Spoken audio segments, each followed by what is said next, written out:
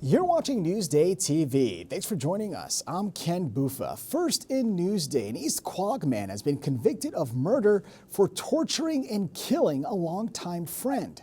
Prosecutors argued 44-year-old Jeremy Allen beat 43-year-old Christopher Hahn with an aluminum baseball bat before dragging him to the back deck of his home and stabbing him to death in 2024.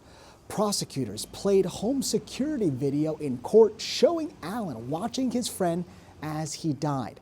Allen could get life without parole when he's sentenced next month.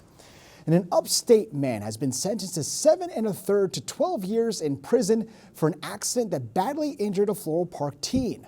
Prosecutors say 27-year-old Austin Brevet was riding his dirt bike in a dangerous manner back in 2024 when he hit Alexa Croft and fled the scene of the accident.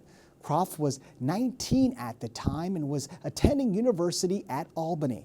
She suffered brain swelling and broken bones and bruised lungs. Croft's father says she's still in pain from those injuries. And a man was killed this morning crossing the street in Hempstead. It happened on Peninsula Boulevard near South Franklin Street. Now, at this point, police have not identified the 64-year-old victim. The driver who struck him stayed at the scene. And Long Islanders joined a nationwide Free America walkout yesterday to protest 1 year since President Trump's second inauguration. Protesters left work, schools, and businesses. More than 150 people gathered outside of offices of elected officials in Melville and Patchogue. Protesters say they want congressional oversight and action to limit Trump's agenda, including deportation raids. And a West Islip woman has been charged with animal neglect after more than 100 cats were rescued from her home. The Suffolk SPCA says the woman was breeding Maine Coon cats to sell, and the conditions in the house were deplorable. The SPCA says some of the animals were injured or had untreated medical conditions. The home on Patricia Avenue has been condemned, and the cats are now being cared for at shelters. A high school senior from Jericho is Long Island's only finalist this year in the Regeneron Science Talent Search. Ashka Shah's research looks at how healthy cell growth systems go awry in cancer. Just representing not only Jericho, but like Long Island and New York, it's just, I guess, proof that anyone can do anything. Shah is one of 40 finalists nationwide and will receive a minimum $25,000 prize. All right, let's take a quick look at tomorrow's weather, shall we, to see if it's still going to be chilly. And as you look at that, it's slightly chilly. Temps will be in the mid-40s. We'll have some clouds and sun overhead. Of course, we'll have that 7-day forecast for you later in the broadcast.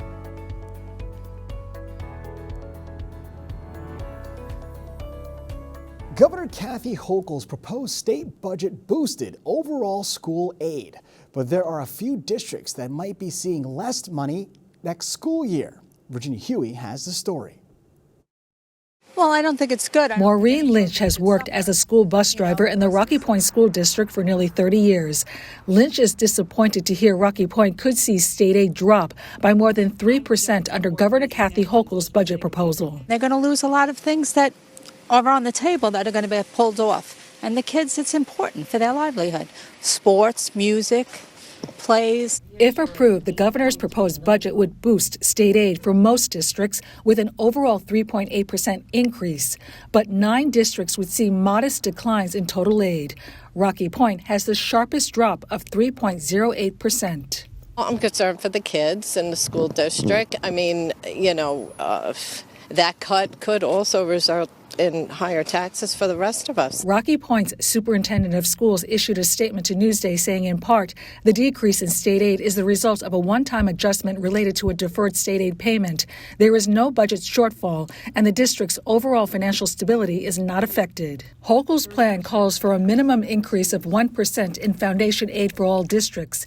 Educators told Newsday's Don Zoe it's not enough. For a lot of educators, that kind of increase doesn't keep up with the rising costs in energy or health insurance premiums, special education costs. So for a lot of the educators that I spoke to, they've talked about wanting to advocate to raise that minimum 1%. Last year it was 2%. The deadline for the budget to be adopted is April 1st. Last year, it wasn't approved until early May. For Newsday TV, I'm Virginia Huey. Our year-long investigative series focusing on Long Island's dangerous roads continues. Andrew Anger looks at how speed is leading to more deadly crashes.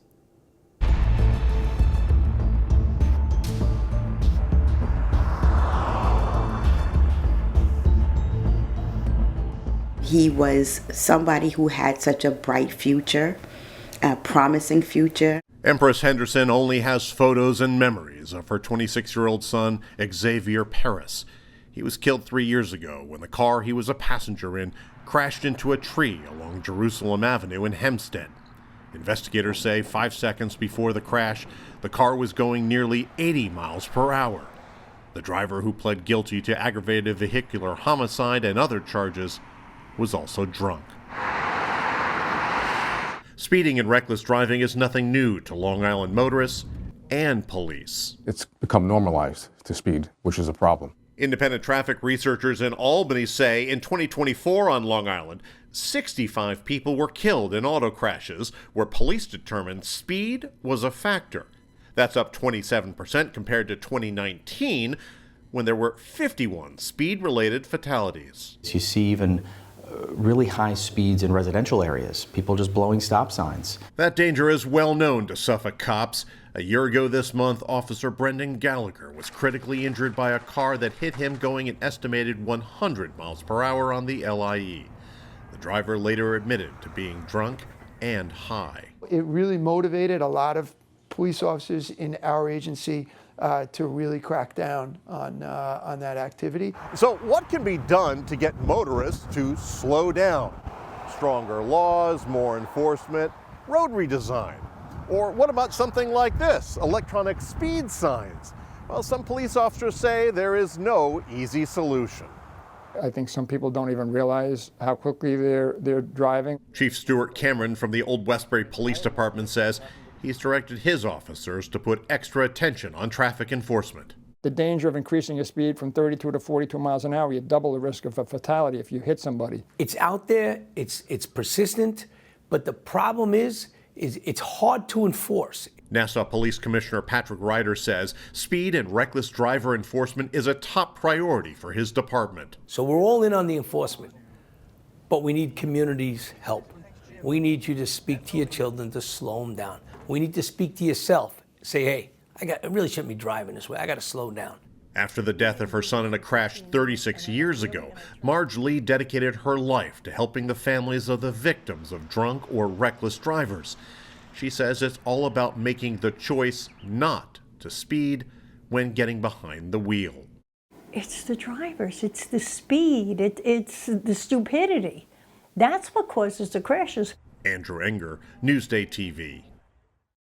Now, to read more about our dangerous roads investigation, go to Newsday.com, click Get More below the Newsday TV video box.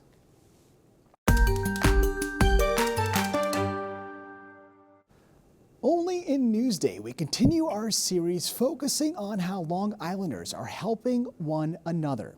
Videographer Chris Ware shows us volunteers of Long Island.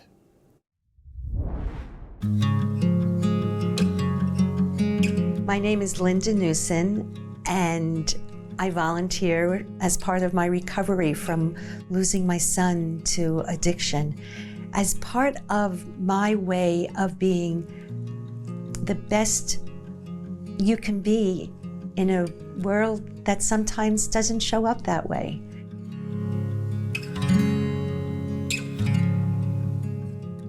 My volunteer job is I am a co-founder and creator of the Beating Hearts. And we are a support group that is peer-run for people who have lost a loved one to addiction and overdose. When my son Adam was struggling, he used beads and making these inspirational beads as a way to navigate through the struggles and the darkness he was going through. 10 years ago, Adam lost his battle with addiction. Since then, I started the Beating Hearts and making beads for other moms I've met along the way. And when we find out about a new mom who's lost a child to addiction and overdose, we make them beads. When someone in the Beating Hearts who has been in such pain and suffering turns to us and says, I'm ready now. I'd love to make beads. I would love to go to the sober homes. How can I help? That's when we know real recovery is happening. We're the Beating Hearts, and each one of us up here has lost a child to addiction, substance use, and overdose. Yeah. Volunteering to me is the highest form of humanity. That's what the Beating Hearts represents. That's how the Beating Hearts started. We heal broken hearts one bead at a time. Cody Bellinger has inked a deal to stay with the Yankees. Sources say he's agreed to a 5-year, $162 million contract. Bellinger is a former National League MVP and joined the team last season. Yankees management said bringing him back was a top priority. And Bo Bichette is officially a Met. Newsday's Laura Albanese was at Citi Field for his big introduction. The Mets on Wednesday introduced their newest third baseman, Bo Bichette. Bichette, who signed for a 3-year, $126 million contract, can opt out after the first year. He's a natural shortstop, but said that he's excited for the transition to third base. And President of Baseball Operations David Stearns said that he thought he could make the transition smoothly. Bo's accomplishments and talents on the field are very well covered. He's one of the most complete right-handed hitters in our sport. Incredible knowledge of the game, incredible baseball aptitude. Anyone who's watched him for a long time sees that very, very clearly.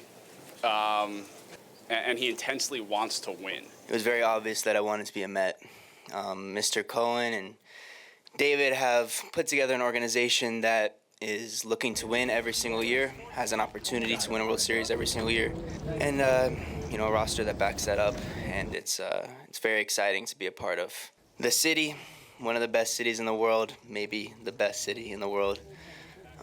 Fans, some of the best fans in the world, and all of that is something I've always wanted to be a part of. Quote Bichette, my priority is winning, and obviously this is an organization that's doing everything they can to win.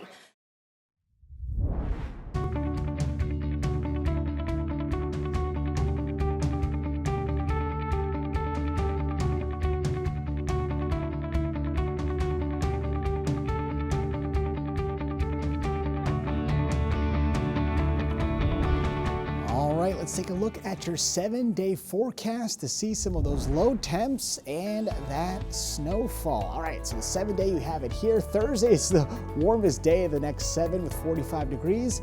Then we have that snow coming in Sunday, Monday. And check out Friday evening temps. That's 9 degrees.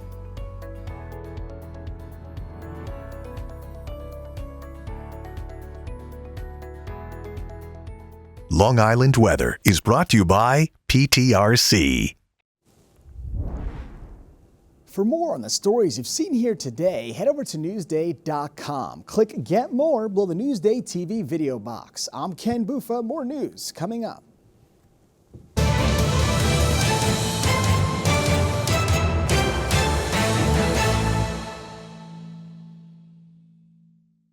Newsday investigates why drivers continue to speed in such high numbers, the difficulties in enforcement, and what it'll take for drivers to slow down. Dangerous roads, deadly speeds. A Newsday investigation. Now available at Newsday.com/dangerousroads.